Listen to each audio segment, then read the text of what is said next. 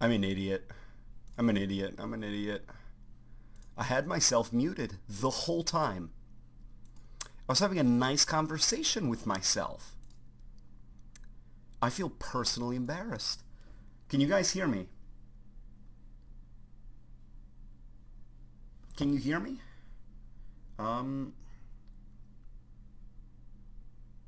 People are saying rest in peace, rest in peace. Okay, people can see me. Okay, so maybe I am good to go. Hello, you guys are all beautiful. Thank you so much for being patient. This needs to end at some point. I need to stop with the awful, disorganized way that I consistently always start my streams. Speaking of consistent disorganization, my desktop is a mess. So this is super cool. There's a fan restoration mod for Halo Combat Evolved that's basically been restoring graphical things that were broken in the PC port. If you go on the MCC and you switch to classic graphics, you're not actually getting the classic graphics. What you're getting is a downgrade from the original because it's running off of the Halo PC port. You're also getting weird gameplay oddities as well. The AI isn't quite as good because some scripts are broken. It's kind of weird. And this this restoration project worked on basically restoring it to as close as the original Xbox version as possible. And it's pretty good. I'm looking for a bottle opener right now. I have some 90-minute Dogfish Head with me. And I'd like to get lit, fam, as the kids say. Jeez. I feel like there should be some crime for what I just said. That wasn't okay. I apologize that you had to hear that. Okay. Okay, now I'm getting upset. There is a bottle opener in my room. Where is it? It's here somewhere. I literally just saw it. I'm not crazy. Are you a bottle opener? You look like one, but you're not the one. This is a brilliant way that I'm starting this, by the way. Okay, let me load up. We can probably do this, right? All right, give me a second. I'm going to try to find my bottle opener. That's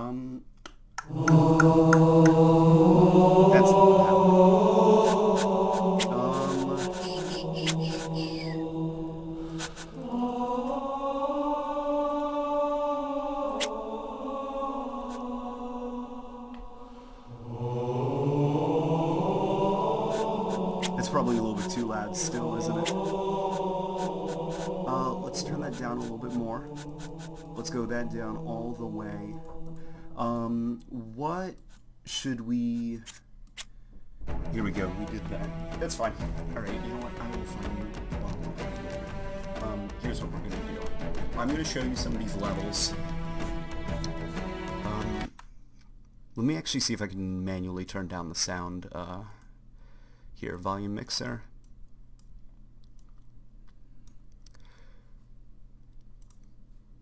That's okay, right? No, that's just a screen.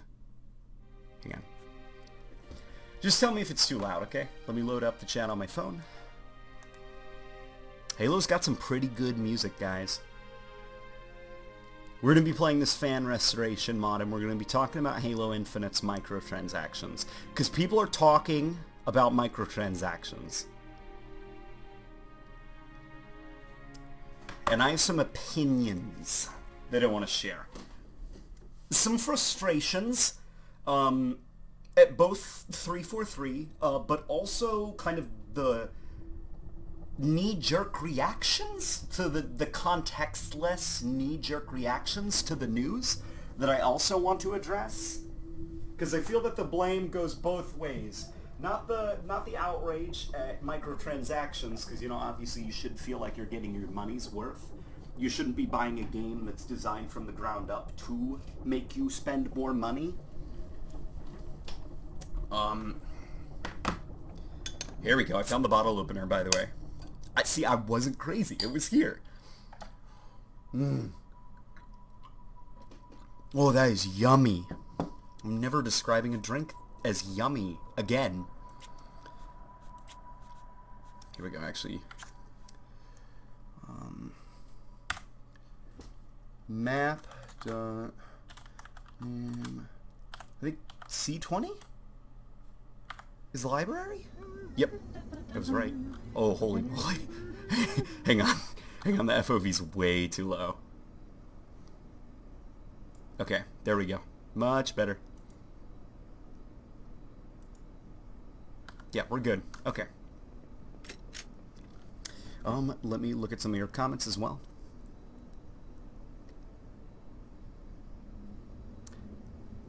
Are people talking about, okay, yeah. Somebody's arguing about El Dorito. El Dorito runs off of a stolen version of Halo Online. It is stolen. They should not have had access to it. Microsoft is also legally required to protect their IPs. If they demonstrate that they allow people to just have access to things they shouldn't be having access to, making their own fan games with Microsoft's property, you know, the license that Microsoft did not freely distribute. If Microsoft does not demonstrate that they have the ability to maintain their own license legally, they can lose it.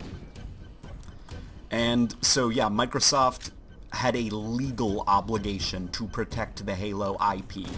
Yeah. El Dorito, as fun as it was, it was not okay. And Microsoft was completely legally in the right, even if it was awful that it had to be taken down. But, so here, we're going to talk about Halo Infinite, we're going to talk about the microtransaction situation and stuff, because there's a lot of opinions going on. Here's my initial knee-jerk reaction to it. I see a lot of people talking about Chris Lee's, or no, you know what, we should actually start at the beginning. Okay, a job listing popped up that was basically saying, like, we're looking for someone to design a player investment system for players to show their passion for Halo by spending money on a game they spent money on. And that's like, ugh, like that wording is weird. It reminds me a lot of the EA pride and accomplishment stuff, you know, where it's like sugarcoating, like, we want money, essentially. Which, I also understand that most games are developed the games obviously make back their budget, but really where a lot of the money goes to is it goes to supporting the studio, like keeping the lights on and stuff. Because the game sales, obviously a lot of that money goes towards the next game, and then basically there needs to be a continuous stream of revenue so that they can maintain a studio of, like, you know, 500 people or whatever. It's why you see a lot of studios like Telltale Games, you know, before they were shut down, you saw them going crazy, picking up projects left and right, just pumping game after game after game out. And even that wasn't enough. They finally kind of collapsed and they had to shut down they weren't making money.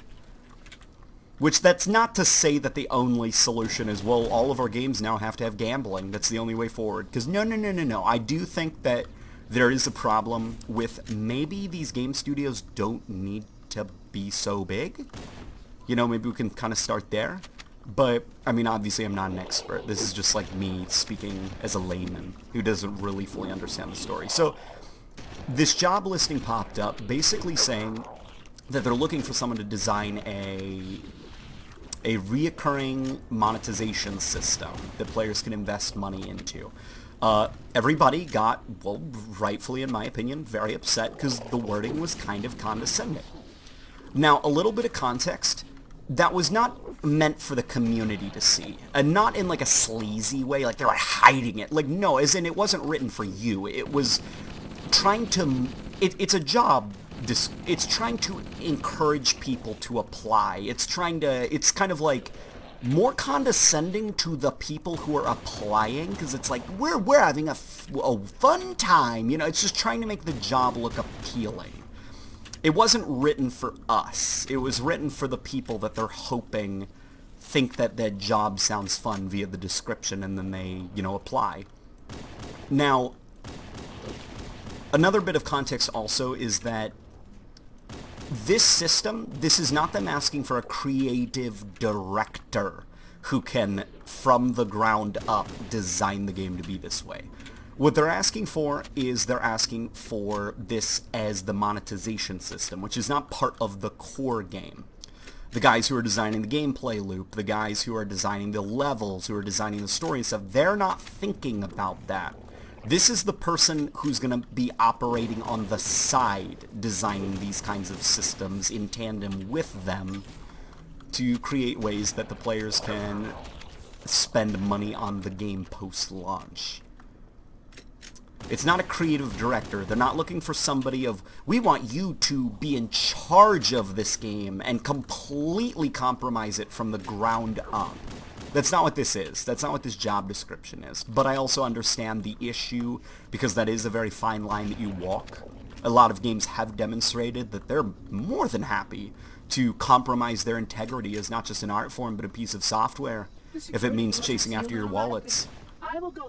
So that anger is also justified. I just think, take into account the context. This is a job listing. Then we're going to talk more about, obviously people were scared because, oh boy, here we go, loot boxes, the rec system. And thankfully, a man, Chris Lee, came out and was basically like, nope, the game will not have real money loot boxes. And I saw people get very weirded out by his wording, because that's vague. Like, that's weird, that type of wording, right? It leaves a lot of room, an uncomfortable amount of room for interpretation. And this is mostly me speculating on what I think he meant by real money loot boxes. It is a term within the government, because government legislation is starting to happen, but also the gaming industry, of differentiating loot boxes from real money or cash loot boxes. Cash loot boxes, or real money loot boxes, is a term used to describe basically reoccurring spending, that it's like gambling, it's a slot machine, like the rec system, like FIFA card packs, the Overwatch loot boxes and stuff. Those are cash loot boxes. Now, a regular loot box would be something more like rewards that you'd see in an MMO, like basically anything, like a randomized reward, where it was not conceived with the intent of you being able to actually buy it. The game was not, that's not the point. It's a loot box, like before loot boxes actually became bad because you could spend money on them. I think of like back in the day how you'd have certain games that would just give you random rewards. And this was before they were monetized, so we didn't even think anything of it. It was just like a fun gameplay system, and it was okay because there was no real money value tied to it. You couldn't buy it.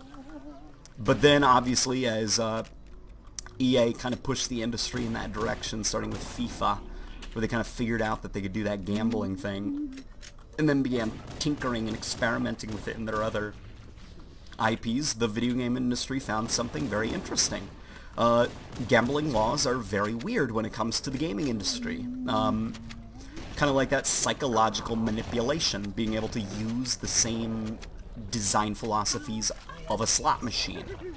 There's no legislation for that in the video game industry. I mean, there's no legislation almost at all. Like, it's very kind of weird. The video game industry is still very young, and it's kind of in this wild west. And what is kind of worrying about the legislation is that we don't want the government to notice, because then how far will things go? I think of like the Modern Warfare 2 hit marker sound effect, like the thwap, thwap, thwap, and how satisfying that is. Well, that's purposely satisfying. It was probably focus group tested, and it got the best response from people. They found that it, sparked the most engagement from players. It was very satisfying. It made their brain do funny things. And that's why they chose that sound whenever you get a kill. And that's arguably manipulative, right? Now, the thing about that hit marker is you buy the game and then it's yours forever. And kind of like the enjoyment from the game is not monetarily based. It's not trying to scam you out of more money. outside of, I think, 2 map packs that they released, but even that's before map packs got bad. It was fine. You know, it was just a gameplay system, but if legislation took a look at that, I could see some, like, weird old politicians who don't understand video games seeing that as a form of manipulation. And it's like, where does it stop once the government gets involved? Where will it stop? What will be the harsh limits on what they can do? And that's the worrying future. Obviously, we hate loot boxes, but we don't want the government to notice our games. Because once they start, they're not going to stop. Yeah, that's what's very concerning. Now, Chris Lee, in my opinion, I think he was referring to the industry term of cash loot boxes. I don't think that there are going to be loot boxes in Infinite, which is incredibly reassuring. In fact, a lot of Microsoft's recent exclusives have been excluding loot boxes. And that's been incredibly reassuring, and hopefully Infinite follows suit along with the other Microsoft exclusives that have been releasing, kind of ditching them and almost outright, you know, rejecting them publicly as a marketing point. That's what I think is going on. Now, the concern is that, okay, I don't think there's going to be loot boxes, but let's talk about reoccurring spending.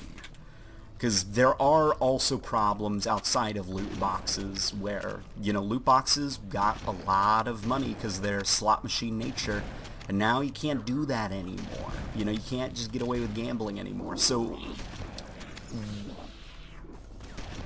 what's next, you know? What is on the horizon? Because something worse is gonna have to come, because loot boxes got the gaming industry an unholy amount of money while they were having fun, you know, with their unregulated gambling.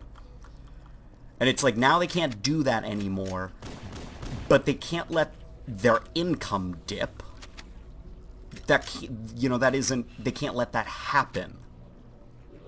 And so it's like, okay, what's next then? In my personal theory, I don't like it, because I think there's a lot of problems with it.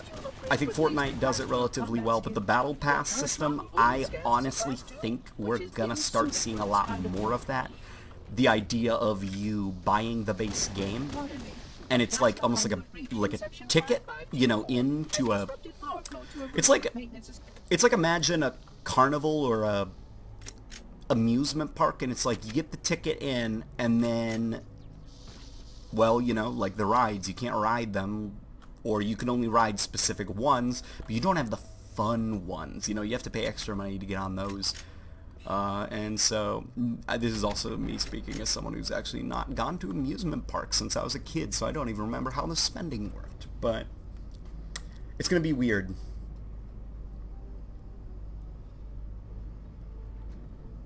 Someone asking if I'm high?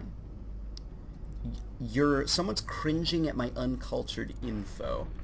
Is this like somebody who's mad that I called loot boxes gambling because they're gambling?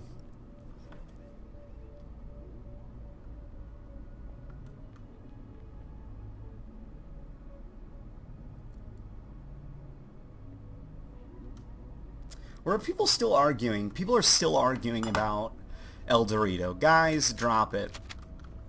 Like, drop it. Legally, Microsoft was in the right. You are not lawyers. You're not lawyers. You know? I'm not a lawyer either.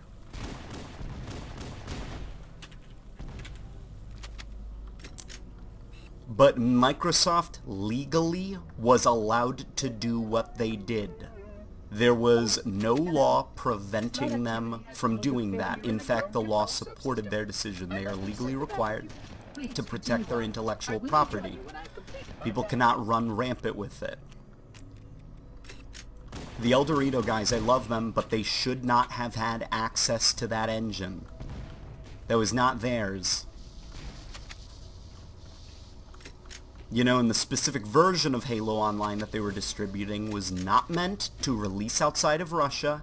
That was not theirs to do, to promote, to distribute, give easy access to download links and stuff. No, that was not okay. And then it was also not okay for them to take that they shouldn't have been distributing and modify it. It's just no. That wasn't okay. Microsoft was completely in the right. Legally, they were required to protect their intellectual property or risk losing the Halo IP because they demonstrated they could not protect it. You know, imagine if fans started charging money for their own DC Cinematic Universe. They started raising funds and just started making their own Superman movies or their own Shazam movies. Warner Bros. Legally would have to shut that down because the fans cannot do that. If Warner Bros. Would not legally shut that down, then they could lose DC, or at least the film rights, because they would have demonstrated that they cannot protect their intellectual property. They're letting their fans run rampant and disrespect rules and fair use. Or not fair use. No, not fair use. That's not it at all. Can't believe we're still talking about this. Also, guys, it happened months ago. Like drop it. You know? Yeah, this one guy, Glitch5970, like, dude, drop it. You're not a lawyer. Like, I see you talking about things about how, no, it was not in the right. It also happened months ago. We're done. Like, we're done talking about it. You're the only person left talking about it. The rest of us have moved on. We're done. Sorry, that's still heated. I still see people talking about it, and it does frustrate me that people just have not moved on. Unless Glitch is not the person that is talking about it. Only for a short time. I do see a lot of people kind of playing armchair lawyer.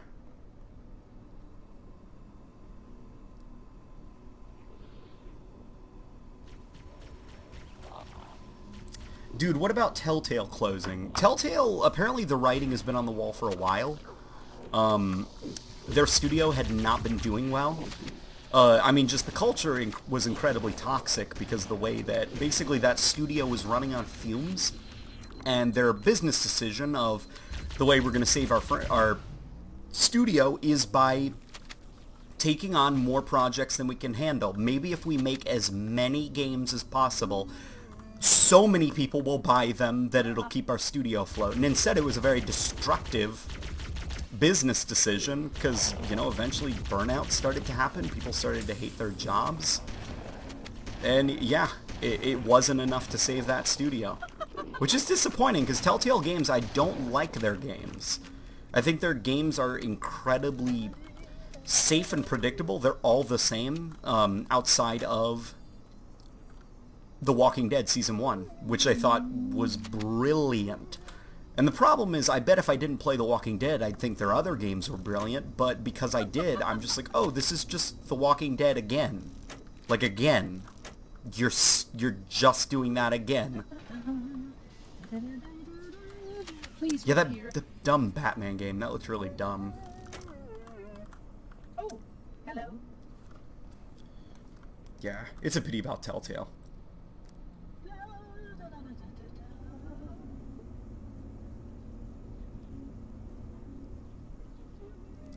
What do you guys think the solution is, I guess, for the video game industry? Because, like, these studios... The thing is, like, consumers kind of require, like, a certain quality. You know, they require a certain style of visuals. You know, graphics need to be top-notch. They want, like, online. They want dedicated servers. They also want content post-launch. And that's not, by the way, that's not me being condescending on the consumer, you know? The gaming industry has also kind of taught us to expect these things. And the thing is, like, these video games, after launch, after the base sale, just to keep the lights on, to make sure that money is coming into the studio consistently, because sales do drop off after a while. What is the solution to have a constant stream of money coming into the studio to keep the lights on that also doesn't compromise, you know, the game, where you don't get situations like Star Wars Battlefront 2, where it's like the game's infected at its core. You know, Battlefront 2 had to be reworked over the course of like a year to fix the fact that at its core, the loot boxes compromised it. What do you think is a solution? I'm interested to hear you guys, because I've been talking, I've been rambling, you guys have been hearing my opinions. Whether they're right or wrong, it's just my opinion from my perspective. What's your solutions? I'd like to hear some of you guys' brainstorming ideas.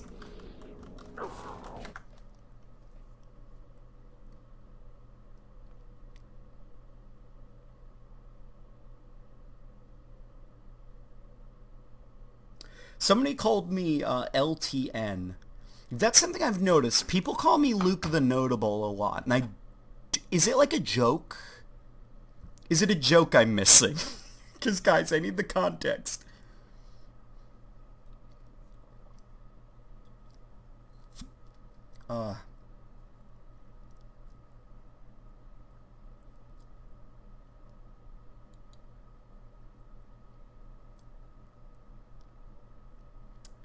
Glitch, you're still talking about it, dude. You're not a lawyer. Drop it. No, they were in the right legally. You want the proof? They took it down. It happened. And the El Dorito team, they had to comply. Legally. Like, drop it. Like, dude. You know, I appreciate the passion you have for El Dorito. I loved El Dorito, but enough. Like, enough, dude. I'm tired of the discussions. It happened, and it sucks that it happened.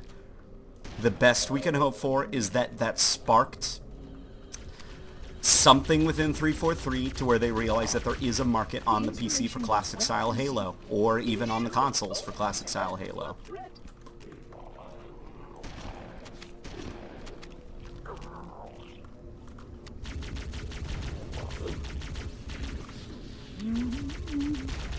That's a good idea. Like, I do appreciate the passion, man, but you're not a lawyer, dude. And it happened, which means you're wrong. The fact that they did it shows that they were in the right. I mean, not in the right, you know, morally, because obviously it all sucks. But they had to do it. They had to protect their intellectual property. They had to demonstrate that they will not just let the fans make their own Halo games on the Halo engine that Microsoft owns, and then distribute that.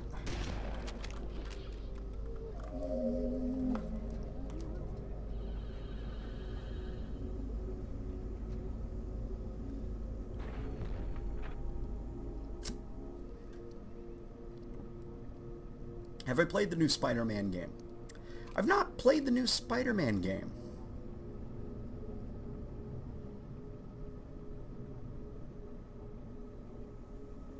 I've not played it yet. It looks very good. I think Spider-Man's the best superhero.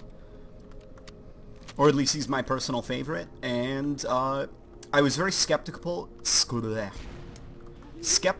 about the game until I saw it. I would conjecture that the other Structurally, it looks very bland and safe. Like, it's just an open world game with towers to climb and collectibles you have to... You know, it's like a Ubisoft open world game, which is very annoying that they didn't improve that. You know, they didn't try to go with something a little bit more creative. But in terms of the story, in terms of the villains, the portrayals, I loved it. I loved it all. I watched the cutscenes because I was more interested in seeing that than playing the game. But after watching the cutscenes, I might have to actually play the game. Even though I am a little bit tired of